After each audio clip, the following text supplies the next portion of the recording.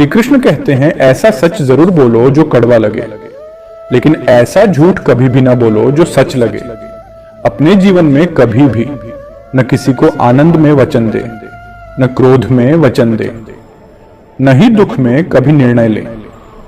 गीता में लिखा है, यदि कोई आपको अच्छा लगता है तो अच्छा वो नहीं, अच्छे आप हैं, क्योंकि उसमें सच्चाई देखने वाली नजर आपके पास है।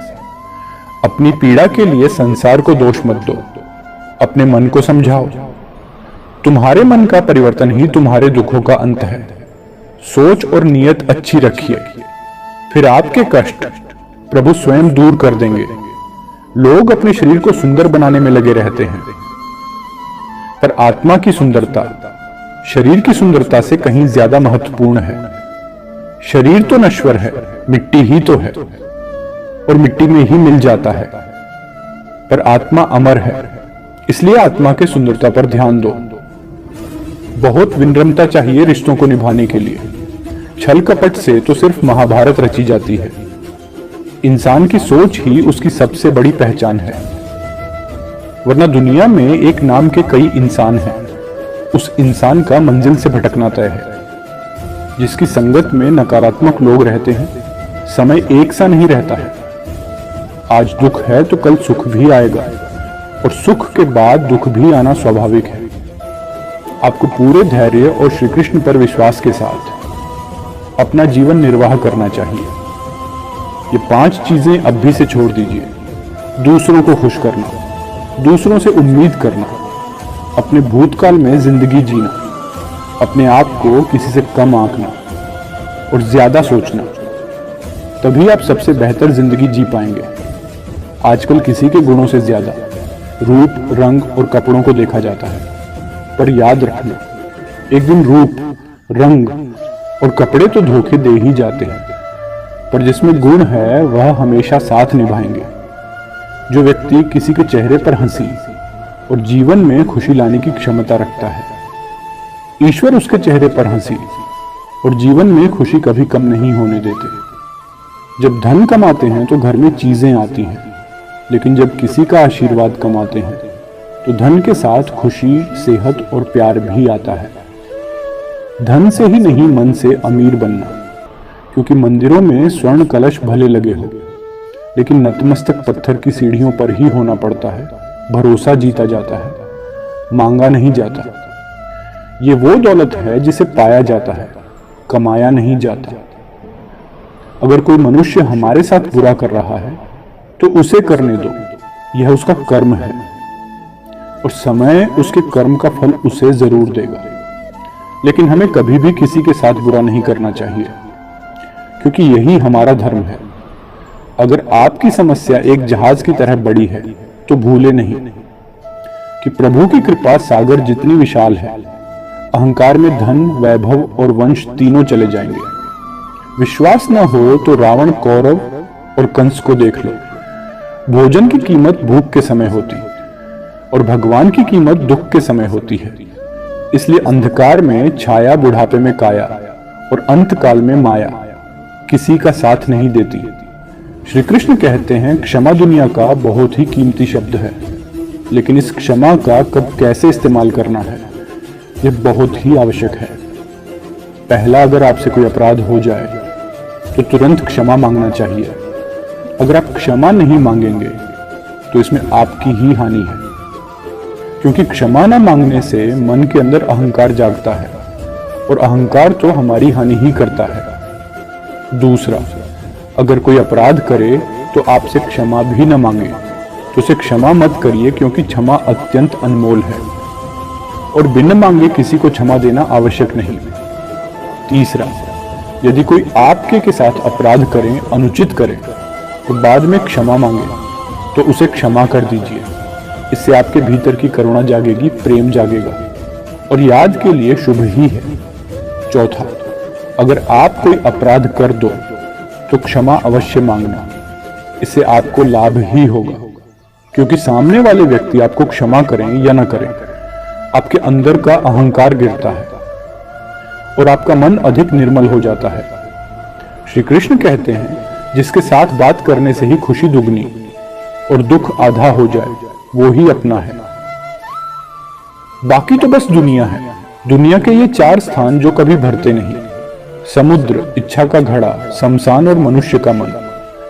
कभी भी किसी भी रिश्ते का गलत इस्तेमाल मत करना, क्योंकि रिश्ते तो बहुत मिल जाएंगे पर जिंदगी में अच्छे लोग बार बार नहीं आएंगे। बिना कुंडली मिलाई आजीवन चलने वाला एक अद्भुत संबंध केवल मित्रता है।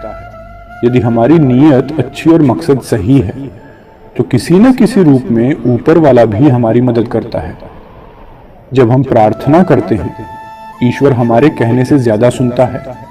जितना हम पूछते हैं उससे ज्यादा जवाब देता है। जितना हम कल्पना करते हैं उससे ज्यादा अपने समय में और अपने तरीके से देता है। समय का चक्र बहुत तेज चलता है, इसलिए न तो बल का अहंकार करें न अपने धन का। जीवन में वाणी को संयम रखना। एक बार राजा और उसका मंत्री तलवार को साफ कर रहे होते हैं। तलवार को साफ करते समय अचानक राजा के पैर पर तलवार गिर जाती है और राजा की पैर की उंगलियां कट जाती है। उस राजा को उंगली कटने के कारण बहुत तकलीफ हो रही थी, बहुत ही दर्द हो रहा था। लेकिन उसका मंत्री कहता है, शांत रहिए महाराज, जो कुछ भी होता है अच्छे के लिए होता है। राजा को यह बात सुनकर गुस्सा आ जाता है। वह मंत्री से कहता है कि मेरी अंगुली कट गई और तुम कह रहे हो और अच्छे के लिए हुआ।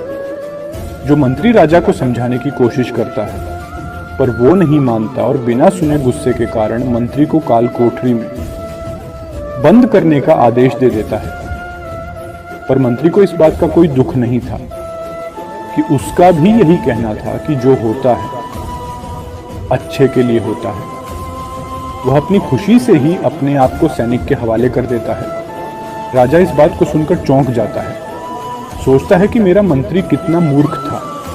उसे लग रहा था कि मैंने उसे अच्छाई के लिए कैद कर दिया। इस घटना के 3 महीने बीत जाते हैं। एक दिन राजा अपने सैनिकों को लेकर शिकार करने के लिए जंगल में जाता है। राजा को एक हिरण दिखता है। हिरण का पीछा करते करते राजा घने जंगलों में चला जाता है।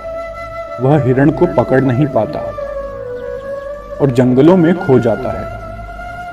वह बाहर आने के लिए रास्ता खोजता है, लेकिन उसे रास्ता नहीं मिलता। तभी कुछ आदिवासी लोग उसे घेर लेते हैं। उन लोगों को पता नहीं था कि वह राजा है। वो लोग अपने देवता को बलि चढ़ाने के लिए एक इंसान को ढूंढ रहे थे। आदिवासी लोग राजा को पकड़कर अपने इलाके में ले जाते हैं। राजा उनको बार बार समझाने की कोशिश करते हैं, लेकिन वो लोग कुछ भी नहीं समझ रहे थे।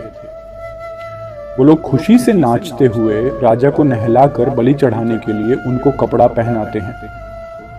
अब राजा को लगता है कि वह मरने वाला है। जब आदिवासी लोगों का मुखिया राजा को मारने जाता है, तब देखता है कि राजा के पैर की अंगुली कट चुकी है। इसको देखकर उसका मुखिया कहता है, इस इंसान की बलि नहीं दी जा सकती क्योंकि इंसान पूरा नहीं है। इसका एक अंग कटा हुआ है और उनके भगवान को एक पूरे इंसान की बलि दी जा सकती है। अगर ऐसे इंसान की बलि दी जाए जिसका अंग पहले से कटा हुआ है, तो उनके देवता खुश होने की जगह नाराज हो जाएंगे। फिर वो लोग राजा को छोड़ देते हैं।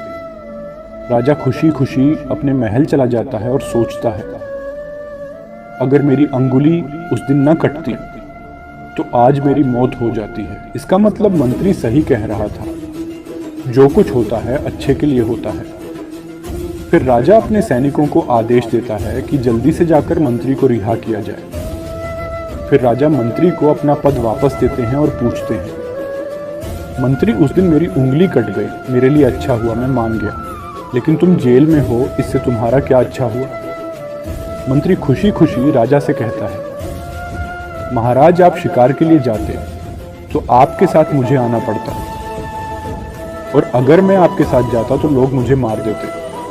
मंत्री की बात सुनकर राजा को समझ आता है कि जो भी हमारे जीवन में होता है अच्छी के लिए होता है। अगर हम अपने जीवन में देखें तो हमारे जीवन में भी कुछ मुश्किलें आती हैं। हम उनका सामना नहीं करते, हम उनको ही दोष देते हैं।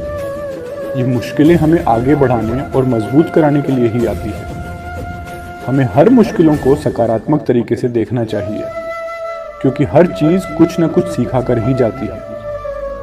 हर व्यक्ति के जीवन में सुख और दुख का आना जाना बना रहता है। महान दिमाग विचारों की चर्चा करता है, औसत दिमाग घटनाओं की चर्चा करता है और छोटा दिमाग लोगों की चर्चा करता है। अहंकार न पालिए जनाब। वक्त के समंदर में कई सिकंदर डूब गए। इन 5 जगहों पर हमेशा चुप रहना सीखिए। पहला, जहां आपके शब्दों की कोई कीमत न हो। दूसरा, जहां बोलने के बाद आपको पश्चाताप न करना पड़े। तीसरा, अगर आपके बोलने से किसी का दिल दुखता हो।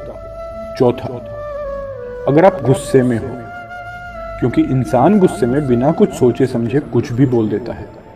और पांचवा, जहां आपको समझदारी से कोई सुनने वाला ना हो। किसी का कष्ट देखकर अगर तुम्हें भी कष्ट होता है तो समझ लेना तुम्हारी आत्मा में परमात्मा विराजमान है। सिर्फ सुकून ढूंढिए, जरूरत कभी भी पूरी नहीं होती। जिंदगी में सारा झगड़ा ख्वाहिशों का ही है। न तो किसी को गम चाहिए, न किसी को कम चाहिए। जिसके इरादे हमेशा साफ होते हैं। कई बार लोग उसी के खिलाफ होते हैं। जो तुमसे तंग आ जाए उसे छोड़ दो, क्योंकि बोझ बन जाने से याद बनना बेहतर है। झूठ की खरीदारी ज्यादा दिन तक नहीं टिकती। सच एक ही सही अंत तक साथ देता है। किसी इंसान के आज को देखकर उसके दोस्तों आशा करते हैं कि वीडियो आपको पसंद आई होगी। दोस्तों, वीडियो को लाइक करके, चैनल को सब्सक्राइब करके, कमेंट में जय श्री कृष्ण अवश्य